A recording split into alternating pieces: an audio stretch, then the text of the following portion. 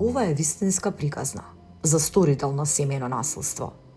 Човек кој што посетувал психосоцијален третман во единствениот семеен центар во државава. Станува збор за 40 годишен маж од внатрешноста, кој бил препратен во Скопје со привремени мерки за заштита од Центар за социјални работи. Откако успешно ги поминал двете индивидуални средби на кои психологот се зближува со сторителот, го запознава, му дава простор за доверба и се со цел да ја слушне подетално неговата верзија од приказната.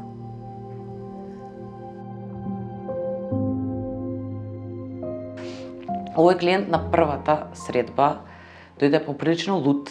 како и многумина, незадоволен дека е етикетиран како сторител на семејно насилство, без да види кај себе дека направил нешто од она за кое што е препратен тука, дека тоа е преувеличено, дека тоа е измислено, дека тоа не се случило.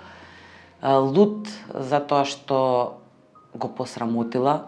сопругата и го пријавила во полициска станица. Дошле полиција во малото место, во нивниот дом, и тоа е сериозно, го доживуваат како сериозен напад, за срамување и може да биде ризик реално и за понатамошно насилство, меѓутоа жената успеала да се смести кај родителите со децата и семејството нејзино се вклучило да ја поддржи, да ја заштити, што се покажува дека понекогаш навистина е клучен фактор. Тој лут продолжува да се обидува да искомуницира со незе за да се разјаснат зошто не му кажала јасно што бил проблемот, дека може да ги разрешат тие недоразбирања, и ова исто често се повторува како ситуација кога секако изненадени дека такво нешто се случило, дека немало насилство, они супер се функционирале, како сега до ова доаѓа одеднашка, многу драстична, реакција од страна на жената. И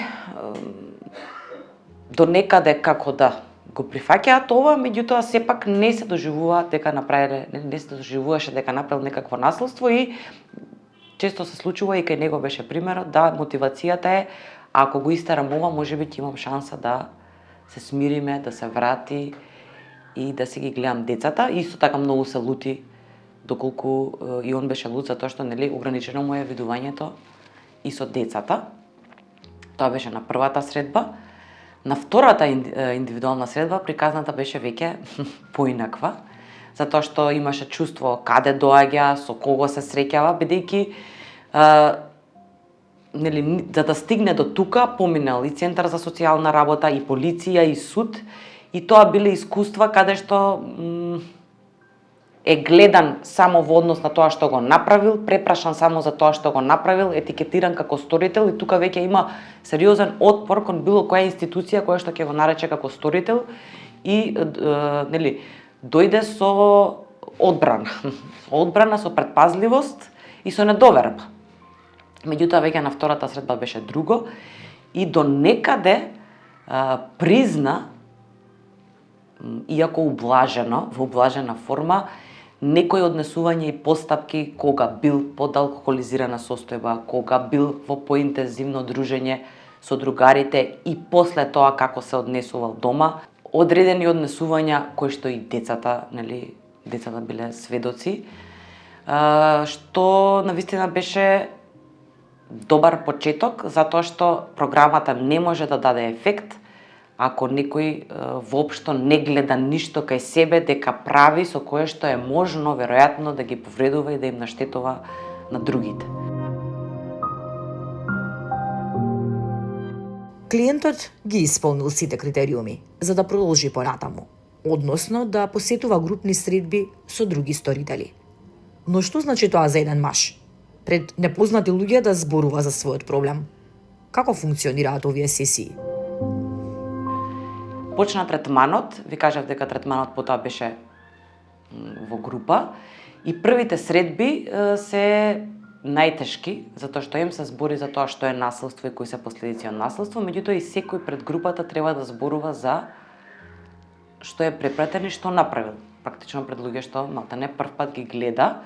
За мажи е многу специфично, многу сакаат гаранција за доверливост. Многу им е важно, нели, кој ќе слуша, како ќе слуша, затоа што е изложување. Мажите кај нас не се научени да се собираат и да зборат интимно, ако не е, нели, во кафана или ако не е под дејство на алкохол, кај што најверојатно повеќе може да се дозволат да ја тргнат таа маска и слика за себе. Меѓутоа, овој клиент беше двигател, изненадувачки беше двигател во отвореноста на групата, кај што имавме тука дебата околу тоа што е насилство, што не е насилство, па сите негираат психичко насилство, што било тоа, како тоа било насилство, нели? И така натаму, и дека насилство е само ако, според нив и критериумот, значи општо вака низ групите, е дека ако некој некого искрши, повреди до степен да, нели, мора да биде сериозно медицински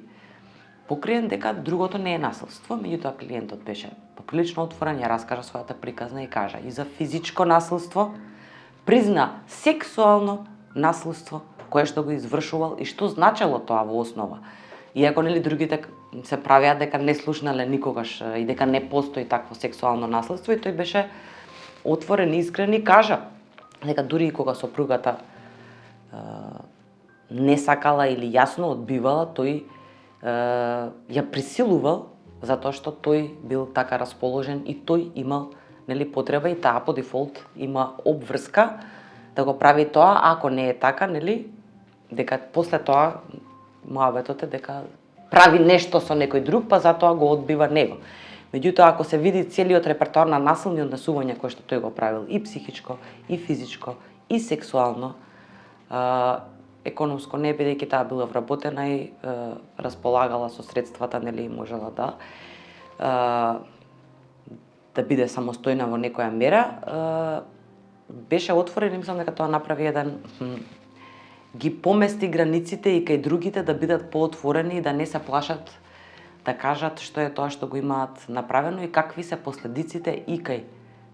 сопругата, партнерката, вонбрачната партнерка, без разлика каква е релацијата, меѓутоа и кај малолетните деца доколку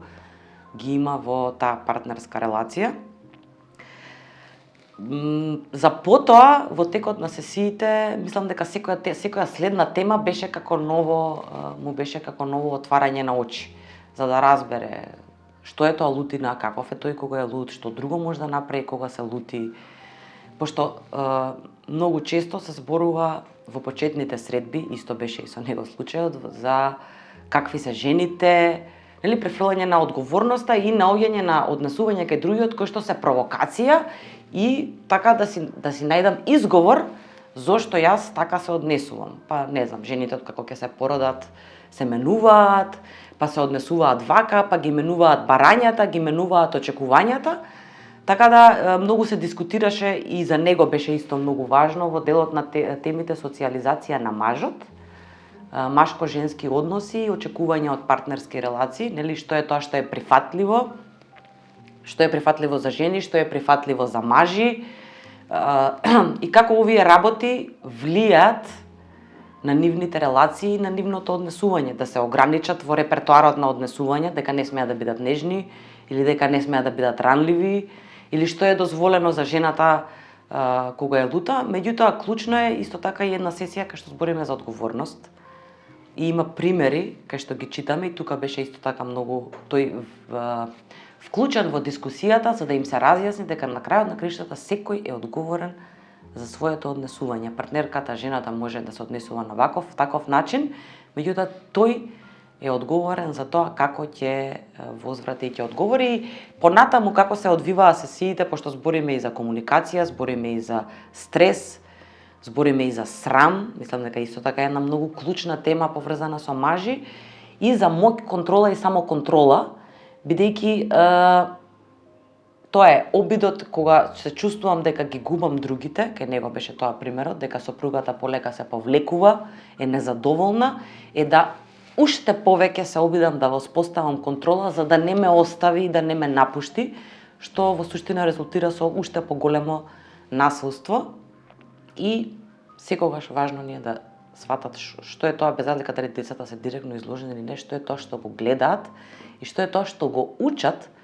не од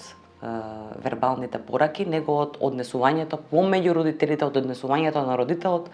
кон нив во однос на тоа што е прифатливо и што е дозволено кога сум љут, кога сум незадоволен, ако сум маж, ако сум жена, нели каков пример им даваме. Така да тој беше многу редовен, секогаш на време, имаше дури некои нели потешкоти да се приклучува, меѓутоа навистина даваше напор и беше активен за да зборува за себе, бидејќи тоа е тешко во суштина. Тешкото е да зборам за себе, низ примерите, многу е полесно да зборам што другиот направил, како другиот се однесува, а тешко е да се збори за себе и да се биде отворен, и он беше навистина отворен. Овој човек по 4 месеци, без да пропушти ниту една од вкупно 16 групни средби, комплетно се променил. Почнал поинаку да гледа и да го анализира семејниот проблем.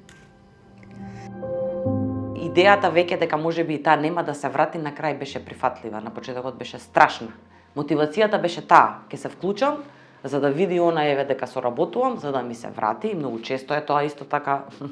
мотивација, меѓутоа на крајот мотивацијата беше без разлика што ќе биде со нашата релација, имам мотив да се однесувам подобро и да научам подобро како за децата, бидејќи свати дека и во таа релација нели бил насилен. Сите сторители по овој третман заминуваат поинакви. Дури некои од нив стекнуваат и меѓусебни пријателства. Кај сите има некаква промена. Значи 4 месеци да се, нели, ние се повторуваме често и ги поврзуваме сите теми, не е една тема па преминуваме на друга. Кај сите има некаква промена, меѓутоа не сите имаат предиспозиција уште од почетокот да имаат максимум да извлечат, нели, не се сите толку силно мотивирани, меѓутоа да речеме од 4, кај 2 има некоја промена која што е посакувана, кај еден има да речеме делумна промена, а кај еден да речеме е не баш. Иако ние уште од почетокот можеме, се обидуваме да предвидиме каде, кај кого нема да даде веројатно никаков резултат и да воопшто, нели, уште од старт препорачаме нешто друго, меѓутоа нема други ресурси. Еден ваков, како да кажам, центар е, другите опции се многу понепријатни и понекогаш се инсистира од страна на институциите да сторителот го помине третманот, и мислам дека е окей, затоа што исто така никад тие нема да се сретнат со група на мажи и да зборат за тема агресија, не знам, лутина, не знам, срам, не знам, машко-женски односи, така да не е дека нема да има никаква придобивка. Има ли меѓу сторителите на семејно насилство сторителки? Имаме опатување и на жени кои што извршиле некакво насилство, дали врз деца. Тука репертоарот на односи е по-разнолик, би рекла. Кај мажите 90%, 95% е партнерска релација, поранешна партнерска релација. Кај жените имаме различни односи кога се јавуваат и се упатуваат. Многу често се упатуваат жени паралелно со мажи, и мажот и жената дека вршат насилство врз децата со тоа што ги инволвираат во нивниот однос по бракоразвод. Да. Или пак жена која што извршила некаков вид на насилство, па така натаму, во позадината, а отпосле ќе видиме други динамики, и често се случува да имаме препратено жени жртви на насилство кои што во одреден момент системот ќе ги идентификува дека и извршиле насилство. Кај жените е многу помал отпорот на тие први 2 средби, за да се согласат, да признаат што конкретно направили, да се вклучат. Значи нема потреба, обично во првите 15 минути, сакам да кажам, многу брзо иде тоа, дека не го минимизираат тоа што го направиле, не го негираат тоа што го направиле, не бараат изговори, оправдувања и така натаму.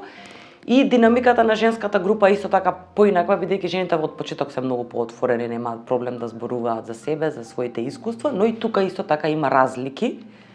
И кај некои од жените е навистина соодветна, би рекла, како програма, меѓутоа кај дел од жените, според нашето искуство, мислам дека првично требале да добијат поддршка како жртви на насилство, па евентуално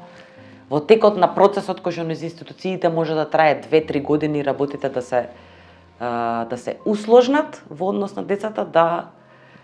бидат препратени и на крај ќе се случи да ете жената која што претходно била жртва соработува и ја помине програмата за сторител, а мажот од друга страна кој што бил во релацијата партнерска насилен, во истиот, во иста насока препратен тука, воопшто да не сака да дојде и да не соработува. Вкупно 69 сторители на семено или родово засновано насилство добиле услуга во првиот семеен центар оваа година, заклучно со ноември.